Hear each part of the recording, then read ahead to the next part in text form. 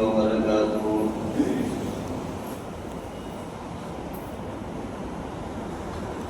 الحمد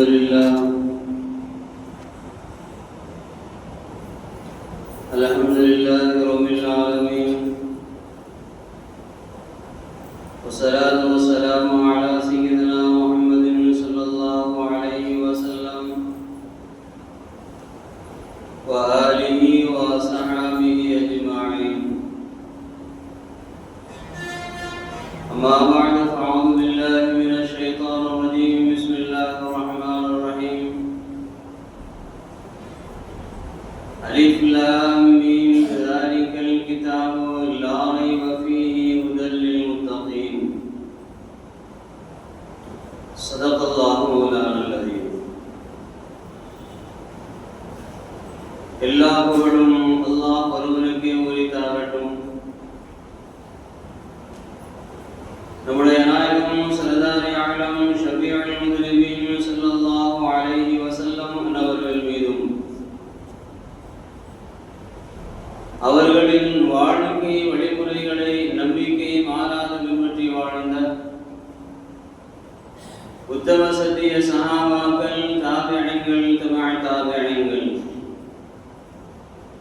நாதாக்கள், வலிமார்கள், இங்கே அமர்ந்திருக்கக்கூடிய நம் அனைவர்கள் மீதும் அல்லாஹ்வின் சாந்தியும் சமாதானமும் இன்னும் நீங்காமல் உண்டாகட்டுமாக.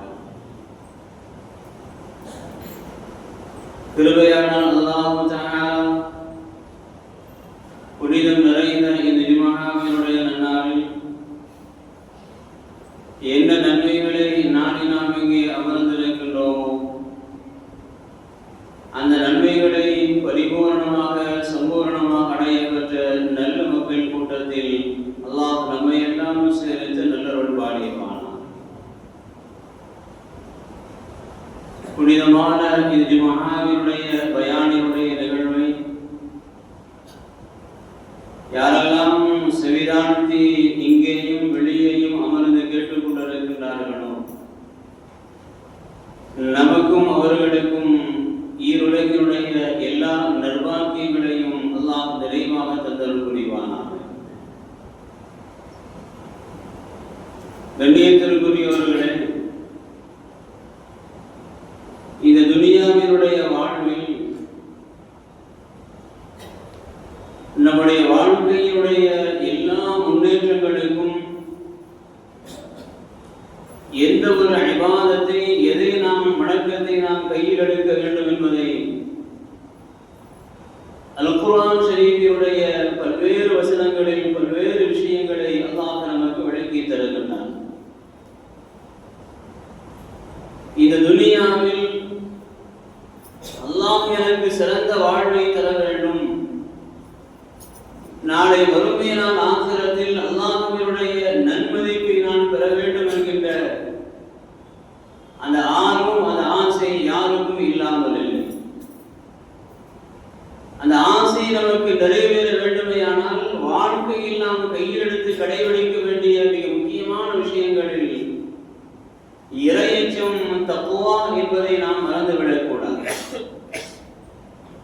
வாழ்க்கையினுடைய எல்லா நேரங்களிலும் பல நேரங்களில் நாம் சாதாரணமாக பேசுகின்றோம், அல்லாஹ்வினுடைய பயம் வேண்டும். அல்லாஹ்வினுடைய பயம் இருந்தால் இதெல்லாம் செய்வார்களா? அல்லாஹ்வினுடைய பயம் இருந்தால் இப்படி நடந்திருக்குமா?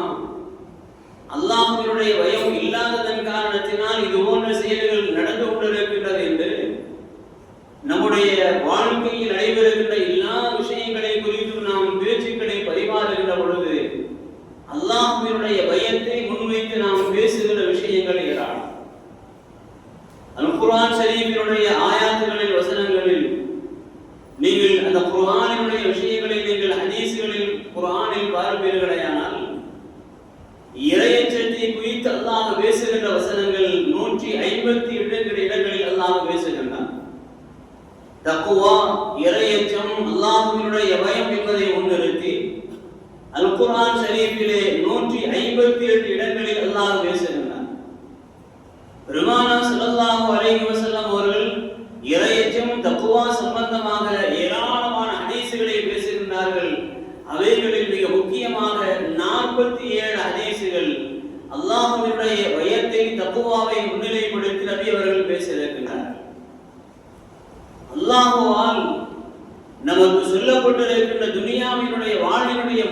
நமக்கு வேண்டுமையானால் இறையச்சம் தக்வா என்பது நமக்கு எல்லா நேரங்களிலும் நிறைந்து காணப்பட வேண்டும். இந்த தக்வா என்கிற வார்த்தைக்கு அல்-குர்ஆன் ஷரீஃபிலேயும் பெருமானார் ஸல்லல்லாஹு அலைஹி வஸல்லம் அவர்கள் ஹதீஸுகளிலும் பல்வேறு அர்த்தங்களை நமக்கு விளக்கி தருவார்கள்.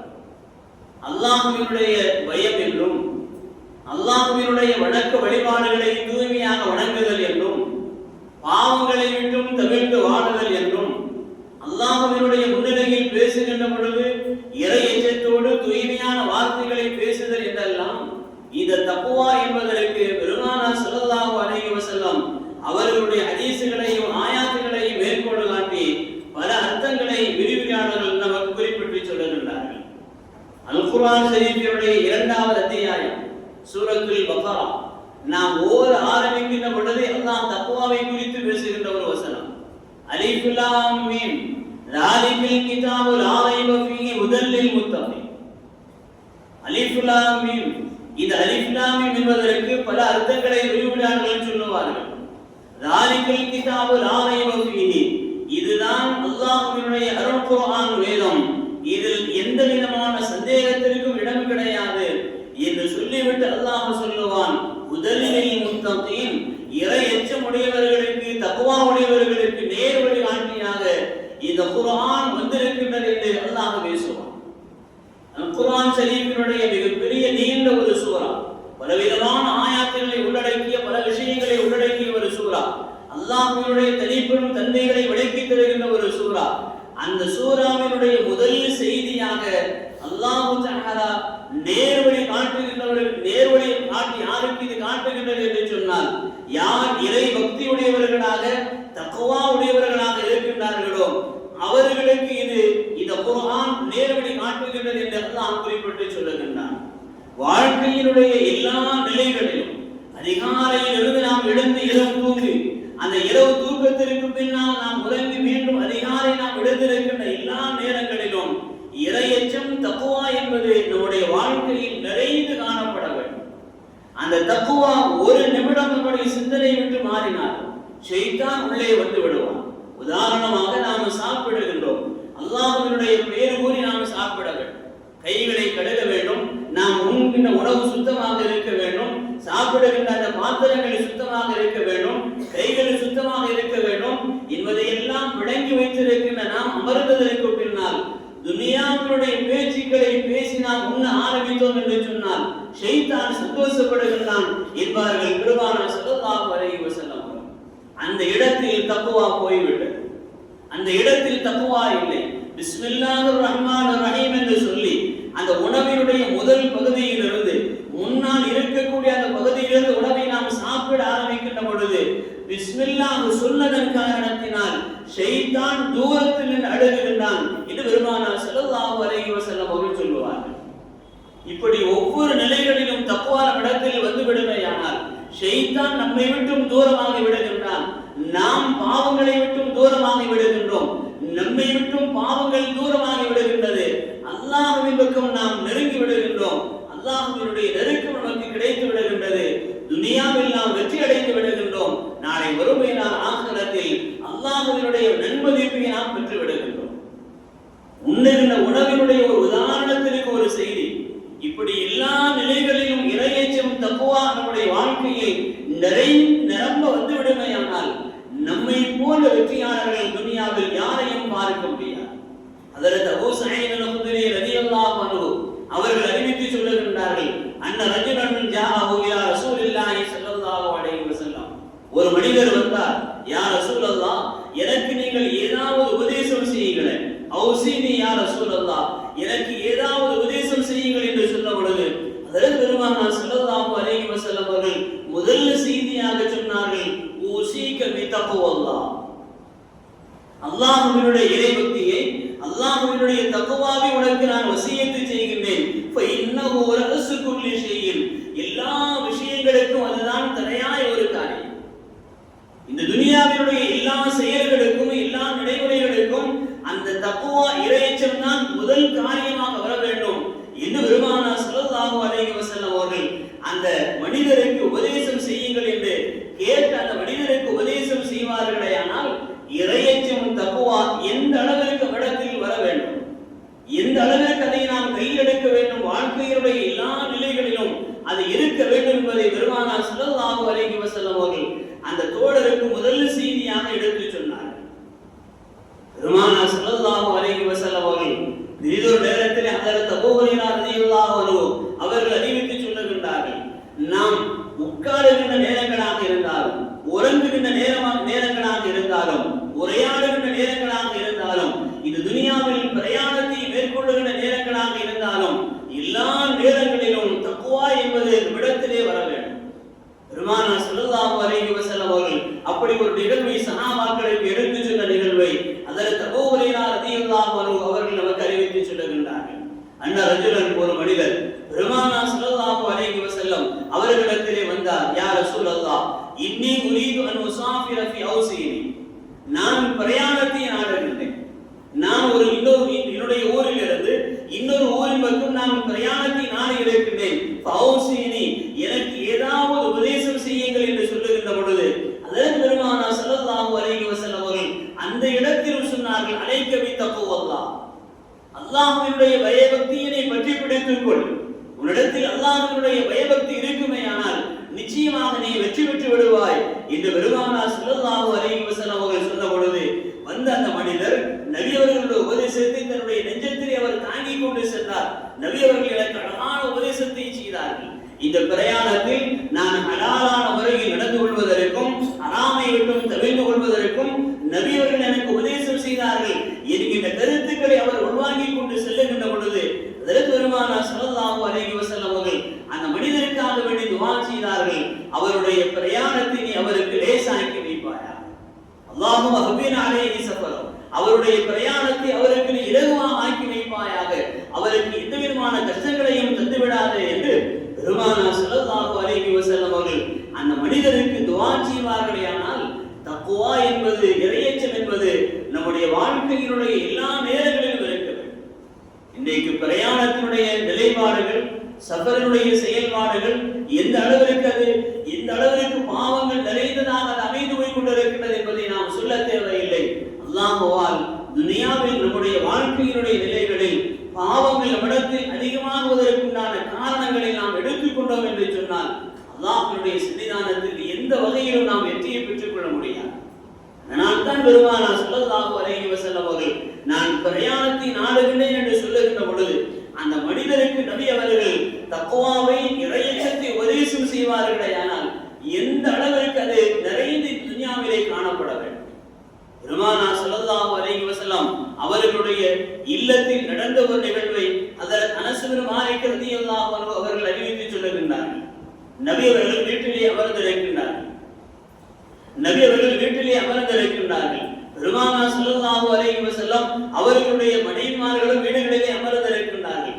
ஒரு 3 பேர்கள் வருகின்றார்கள், ஒரு 3 கூட்டம் என்றும் அல்லது 3 பேர்கள் வருகின்றார்கள்.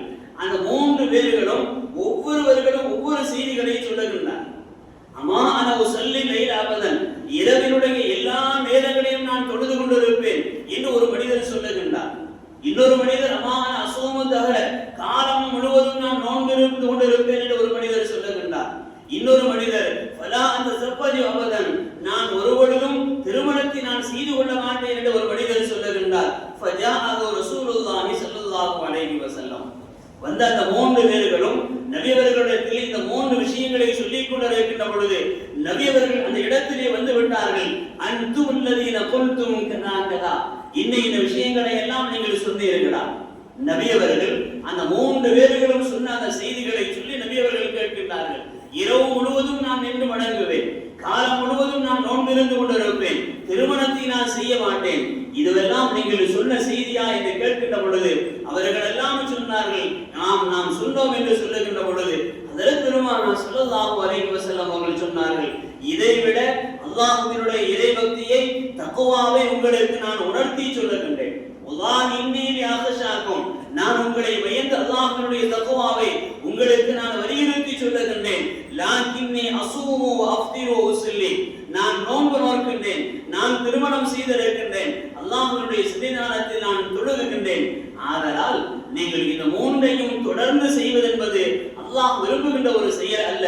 எல்லா நேரங்களிலும் அல்லாஹ் அல்லாஹ்வினுடைய சன்னிதானத்தில் நீங்கள் நிரம்ப தக்வாவை வரவழைத்து நிரம்ப செய்திகளை சொல்லி ஃபமன் ரகிப அன் சுன்னதி ஃபலைஸ மின்னி, என்னுடைய சுன்னத்தை யார் நிராகரிக்கின்றார்களோ, திருமணத்தை நபி அவர்கள் சொல்லி அந்த சஹாபாக்களுக்கு சொன்னார்கள், ஃபமன் ரகிப அன் சுன்னதி ஃபலைஸ மின்னி, என்னுடைய திருமணத்தினுடைய வழிமுறையை யார் நிராகரிக்கின்றார்களோ அவர்கள் என்னை சார்ந்தவர்கள் அல்ல. யாராவது உங்களை திருமணம் செய்ய மாட்டேன் என்று சொல்ல வேண்டாம், இரவு முழுவதும் நான் தொடர்ந்து தொழுது கொண்டிருப்பேன் என்று சொல்ல வேண்டாம்.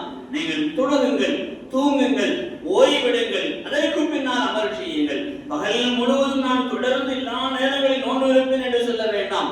ஒரு நாள் நோன்பு வையுங்கள், ஒரு நாள் நோன்பை விடுங்கள், அல்லாஹ்வை வணங்குங்கள். அதற்கு பெருமானார் ஸல்லல்லாஹு அலைஹி வஸல்லம் அவர்கள் இறை பக்தி என்பது, தக்வா என்பது இந்த அமைப்பில் இருக்க வேண்டும் என்பதை தான் சஹாபாக்களுக்கு நபி அவர்கள் அந்த நேரத்தில் உணர்த்தி காட்டி சொன்னார்கள். இன்றைக்கு துனியாவினுடைய செயல்பாடுகளில் அல்லாஹ்வினுடைய சன்னிதானத்தில் சொர்க்கத்தை எல்லா வகையிலும் அடையலாம், சொர்க்கத்தை எல்லா வகையிலும் இந்த உலகத்தில் அடையலாம். இதுவெல்லாம் நன்மையான காரியங்களாக இருக்கின்றதோ அந்த காரியங்களில் எல்லாம் இறை பக்தி தக்வா என்பது நம்முடைய வாழ்க்கையினுடைய அமல்களில் முதல் நிலையாக வந்துவிடுமையானால் சுவர்க்கத்துடைய வாசலை நாம் தொட்டுவிட்டோம் என்பதற்கு அதுதான் முக்கியமான ஒரு ஆதாரம். ஹஜ்ரத் அபூ ஹுரைரா ரலியல்லாஹு அன்ஹு அவர்கள் அறிவித்து சொல்லுகின்றார்கள், பெருமானார் ஸல்லல்லாஹு அலைஹி வஸல்லம் அவர்களிடத்திலே ஒரு மனிதர் வந்து கேட்கின்றார், யா ரசூலல்லாஹ், சுவர்க்கத்தில் யார் அதிகமாக இருப்பார்? அல்லாஹ் படைத்து வைத்திருக்கின்ற சுவர்க்கம், அல்லாஹ் படைத்து வைத்திருக்கின்ற சுவர்க்கம், அந்த சுவர்க்கத்தில் யார் அதிகமாக இருப்பார்கள் என்று கேட்ட பொழுது அதற்கு பெருமானார் ஸல்லல்லாஹு அலைஹி வஸல்லம் அவர்கள் இரண்டு விஷயங்களை சொன்னார்கள். தக்வல்லாஹ் வ ஹுஸ்னுல் குலூகி, அல்லாஹ்வினுடைய பயபக்தி உடையவர்கள், நல்ல எண்ணம் கொண்டு நல்ல அமல்களை செய்யக்கூடியவர். அல்லாஹ்வினுடைய பயபக்தி யாரிடத்தில் நிறைந்திருக்கின்றதோ, அல்லாஹ்வினுடைய பயபக்தி யாருடைய வாழ்க்கையில் நிறைந்து காணப்படுகின்றதோ அவர்கள் சுவர்க்கத்தில் இருப்பார்கள். யாரிடத்தில் ஹுஸ்னுல் குலூக் நல்ல அமல்கள் நிறைந்து காணப்படுகின்றதோ அவர்கள் சுவர்க்கத்தில் இருந்து கொண்டிருப்பார்கள், அவர்கள் தான் சுவர்க்கத்தில் அதிகமாக இருப்பார்கள் என்று பெருமானார் ஸல்லல்லாஹு அலைஹி வஸல்லம் அவர்கள் சொல்லுவார்களே. ஆனால் நம்முடைய வாழ்க்கையில் தக்வா இறை பக்தி என்பது எல்லா நேரங்களிலும் இருக்க வேண்டும். நபி அவர்கள் தக்வாவை இறை பக்தியை இந்த உம்மத்திற்கு எந்த அளவிற்கு அழுத்தமாக சொன்னார்கள் என்று சொன்னார், எந்த அளவிற்கு அழுத்தமாக எடுத்து சொன்னார்கள் என்று சொன்னால் ஹஜ்ரத் அலி இப்னு அபீ தாலிப் ரலியல்லாஹு அன்ஹு அவர்கள் அறிவித்து சொல்லுகின்றார்கள், கான ஆகிரு கலாமிஹி ரசூலுல்லாஹி ஸல்லல்லாஹு அலைஹி வஸல்லம், கான ஆகிரு கலாமிஹி ரசூலுல்லாஹி ஸல்லல்லாஹு அலைஹி வஸல்லம், பெருமானார் ஸல்லல்லாஹு அலைஹி வஸல்லம் அவர்களுடைய கடைசி வார்த்தை எதுவாக இருந்தது என்று சொன்னார். நபி அவர்களுடைய மரண தருவாயினுடைய கடைசி வார்த்தை எதுவாக இருந்தது என்று சொன்னார், அஸ்ஸலாத்து அஸ்ஸலாத்தி தக்குல்லாஹ். பெருமானார் ஸல்லல்லாஹு அலைஹி வஸல்லம் அவர்கள் தொழுகை தொழுகை என்றார்கள், சொல்லிவிட்டு சொன்னார்கள், இத்தக்குல்லாஹ், அல்லாஹ்வை பயந்து கொள்ளுங்கள் என்றார். நபி அவர்களுடைய கடைசி வார்த்தை பலவிதமான வார்த்தைகள் ஹதீஸ்களில் சொல்லப்படுகின்றது. சஹாபாக்களுக்கு நபி அவர்கள் உபதேசம் செய்ததனுடைய கடைசி வார்த்தையாக கூட இதை நாம் எடுத்துக் கொள்ளலாம். அஸ்ஸலாத் அஸ்ஸலாத், தொழுகை தொழுகை என்று சொல்லிவிட்டு நபி அவர்கள் இத்தகுல்லாஹ், நீங்கள் அல்லாஹ்வை பயந்து கொள்ளுங்கள் என்று சொல்லுவார்களே. ஆனால் தக்வா என்பது எந்த அளவிற்கு நம்மிடத்தில் இருக்க வேண்டும் என்பதை வலியுறுத்தி சொல்வதற்காக வேண்டி அதற்கு பெருமானார் ஸல்லல்லாஹு அலைஹி வஸல்லம் அவர்கள் தங்களுடைய வாழ்க்கையினுடைய கடைசி நேரத்தில் அல்லாஹ்வினுடைய சன்னிதானத்தில் நமக்கு தக்வாவை முன்னிலைப்படுத்தி நமக்கு சொல்லி காட்டியிருக்கிறார். நாளை மறுமையினால் ஆகிரத்தினுடைய நிகழ்வு மிக கடினமானது, மஹ்ஷர் மைதானம் மிக கடினமானது, மீசான் தராசை கடந்து செல்வது மிக கடினமானது, சிராத்துல் முஸ்தகீம் பாலத்தை கடந்து செல்வது கடினமானது. மீசான் தராசில் நன்மையான நடப்புமானவர்களாக அல்லாஹ்வுடைய சன்னிதானத்திற்கு முன்னால் நாம் நிற்க வேண்டும் என்கின்ற அந்த எண்ணம் நமக்கு வேரோங்கி இருக்கின்றது. நாளை வறுமையினால் ஆகிரத்தில் சில பேர்களுக்கு அல்லாஹ் தஆலா தன்னுடைய அர்ஷினுடைய நிழலில் நிற்கக்கூடிய வாக்கியத்தை அல்லாஹ் தருகின்றான். பெருமானார் ஸல்லல்லாஹு அலைஹி வஸல்லம் அவர்கள் இந்த ஹதீஸை சொல்லுகின்ற பொழுது, சபஅத்துன் யுதில்லுஹுமுல்லாஹு ஃபீ யுதில்லிஹி யௌம லா தில்ல இல்லா தில்லுஹு, நாளை மறுமையினால் ஆகிரத்தில் அல்லாஹ்வினுடைய அர்ஷினுடைய நிழலை தவிர வேறு எந்த நிழலுமே இல்லாத அந்த நேரத்திலே 7 நபர்களுக்கு அல்லாஹ் நிழலை தருகின்றான்.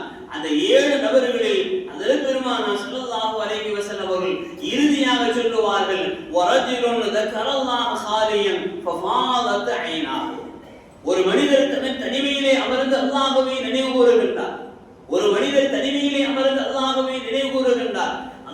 அல்லாஹ்வினுடைய இறைபக்தியால் தக்வாவால் தங்களுடைய கண்களில் இருந்து யார் கண்ணீரை இறக்குகின்றார்களோ, கண்ணீர் வடிகின்றதோ, அவர்களுக்கு அல்லாஹ் தஆலா நாளை வறுமை நாள் ஆகிரத்தில் அல்லாஹ்வினுடைய அரிசினுடைய நிழலை தவிர வேறு எந்த நிழலுமே இல்லாத அந்த நேரத்தில் தன்னுடைய அரிசினுடைய நிழலில் அவருக்கு அல்லாஹ் இருக்கக்கூடிய வாக்கியத்தை அல்லாஹ் தருகின்றான் என்று பெருமானார் ஸல்லல்லாஹு அலைஹி வஸல்லம் அவர்கள் சொல்வார்களே. ஆனால் இறை பக்தி தக்வா என்பது நம்முடைய வாழ்க்கையினுடைய எல்லா நிலைகளிலும் நிறைந்து காணப்பட வேண்டும். பாவங்கள் செய்யக்கூடாது, ஹராமை செய்யக்கூடாது, பாவங்களுடைய சிந்தனை வரக்கூடாது என்கின்ற சிந்தனைகள் எல்லாம் இடத்தில் இருக்கின்ற பொழுது அவைகளை விட்டு நாம் தவிர்ந்து வாழ்வதற்குண்டான மிகப்பெரிய ஒரு தடுப்பாக இறை பக்தி தக்வாவை அல்லாஹ் நமக்கு தந்திருக்கின்றார். அந்த தக்வாவினுடைய அமல் நாம் உண்ணுகின்ற நேரங்களிலும் வர வேண்டும், உடுத்துகின்ற நேரங்களிலும் வர வேண்டும், உறங்குகின்ற நேரங்களிலும் வர வேண்டும், உரையாடுகின்ற நேரங்களிலும் வர வேண்டும். அல்லாஹ்வை வணங்குகின்ற பொழுது நம்முடைய வாழ்க்கையினுடைய நிலைகளில் தக்வா நிறைந்து காணப்பட வேண்டும். அதனால் தான் பெருமானார் ஸல்லல்லாஹு அலைஹி வஸல்லம் அவர்கள் ஹதீஸ்களில் தக்வாவை பலவிதமான ஹதீஸ்களை நமக்கு முன்னிலைப்படுத்தி சொல்லி தந்திருக்கின்றார்கள். இறுதியாக நபி அவர்கள் சொல்லுவார்கள், மன் காஃபல்லாஹ காஃபலஹு குல்லு ஷை. மன் காஃபல்லாஹ காஃபலஹு குல்லு ஷை.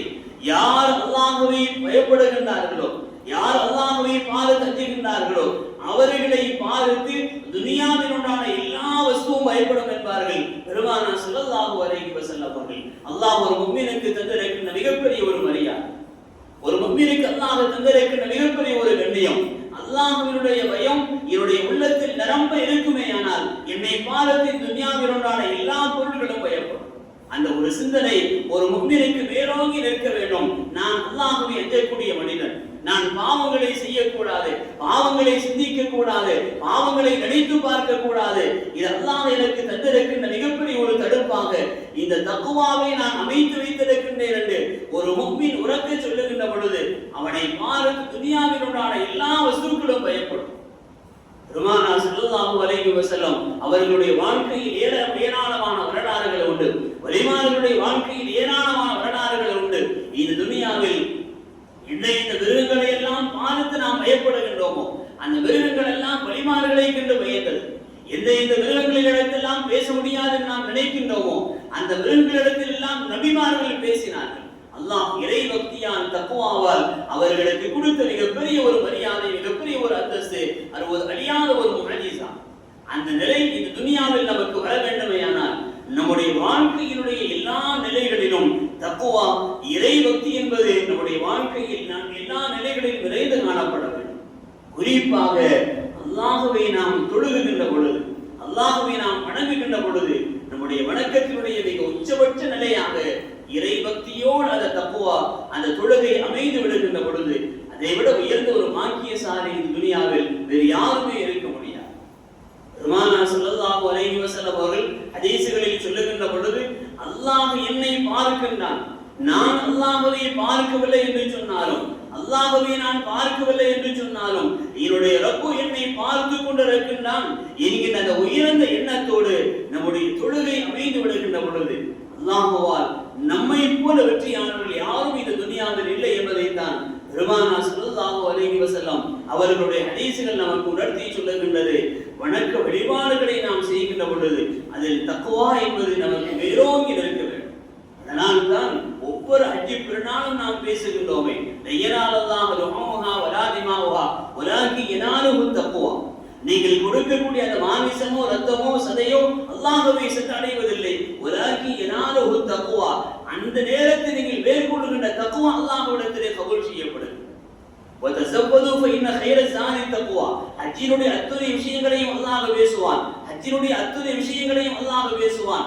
அந்த ஹஜ்ஜுக்கு நீங்கள் கட்டுகின்ற அந்த சாதனங்களில் எதை நீங்கள் எடுத்துக்கொள்ள வேண்டும்? உணவையா, உடமைகளையா, உடுப்புகளையா, இன்னொரு விஷயங்களையா? எதையும் அல்லாஹ் சொல்லவில்லை. வதஸவ்வது ஃபஇன்ன கைர ஸானி தக்வா. நீங்கள் ஹஜ்ஜுக்காக வேண்டி கட்டுகின்ற அந்த சாதனங்களில் இறை பக்தி தக்வா என்பதை தான் உங்களுடைய மூல விஷயமாக நீங்கள் எடுத்துக்கொள்ள வேண்டும் என்று ஹஜ்ஜிலே அல்லாஹ் பேசுவான். இப்படி எல்லா நிலைகளிலும் நாம் ஒவ்வொரு விஷயங்களாக நாம் பார்த்துக் கொண்டு வருகின்ற பொழுது அந்த அமல் அல்லாஹ்விடத்தில் கபூல் செய்யப்படுவதற்கு இறை பக்தி என்பதை முதன்மையான விஷயமாக அல்லாஹ் சொல்லுவார். அந்த வகையிலே இந்த ஜும்ஆவினுடைய நேரத்தில் அல்லாஹ்வினுடைய ரப்புடைய சன்னிதானத்தில் தக்வாவை, இறையச்சத்தை முன்னிலைப்படுத்தி நாம் சொல்லி தந்திருக்கின்றோம். வாழ்க்கையினுடைய எல்லா நிலைகளிலும் நமக்கு தக்வா என்பது நிரம்ப இருக்க வேண்டும். அந்த தக்வா நமக்கு நிரம்ப வந்து விடுகின்ற பொழுது அல்லாஹ்வுடைய சன்னிதானத்தில் நம்முடைய கடைசி வாரத்தை லா இலாஹ இல்லல்லாஹ் என்பதை அமைந்திருக்கும் என்பதைத்தான் பெருமானார் ஸல்லல்லாஹு அலைஹி வஸல்லம் அவர்கள் பேசி அந்த கடைசி வார்த்தை நமக்கு உணர்த்தி சொல்லுகின்றது. எல்லாம் வல்ல ரப்புல் ஆலமீன் அல்லாஹ் தஆலா இந்த உலகில் நாம் வாழும் காலமெல்லாம் நம்முடைய வணக்க வழிபாடுகளுக்கு மத்தியில் இறை பக்தியோடு, இஹ்லாஸோடு, தூய்மையான இதயத்தோடு அல்லாஹ்வை வணங்குகின்ற நற்பாக்கியம் பெற்றுக்கொண்ட நன்மக்களாக அல்லாஹ் நம்மை ஆக்கி வைத்தல் புரிவானாக. இந்த துனியாவில் நாம் வாழும் காலமெல்லாம் நாம் செய்யக்கூடிய எல்லா நல்ல அமல்களையும் நல்ல துஆக்களையும் நிறைவான முறையில் அல்லாஹ் கபூல் செய்தல் புரிவானாக. இந்த உலகத்தை விட்டு மரணிக்கின்ற பொழுது லா இலாஹ இல்லல்லாஹ் முஹம்மது ரசூலுல்லாஹ் என்கிற கலிமாவை மனமகிழ்வோடு மொழிந்து மரணிக்கக்கூடிய வாக்கியத்தை அல்லாஹ் நம் அனைவர்களுக்கும் நசீபாக்கி தந்தல் புரிவானாக. நாளை வறுமையான ஆசிரத்தினுடைய அனைத்து அதாவுகள் வேதனைகளை விட்டும் அல்லாஹ் நம்மை பாதுகாத்து ஜன்னத்துல் ஃபிர்தௌஸ் என்கின்ற சுவர்க்கத்தை அடையக்கூடிய வாக்கியத்தை அல்லாஹ் நமக்கும், நம்முடைய பெற்றோர்களுக்கும், நம்முடைய ஆசிரியர் பெருமக்களுக்கும், நம்முடைய குடும்பத்தார்களுக்கும், நம்முடைய வாரிசுகளுக்கும், எல்லா மக்களுக்கும் அல்லாஹ் நசீபாக்கி தந்தல் புரிவானாக. வாஹிரு தஅவானா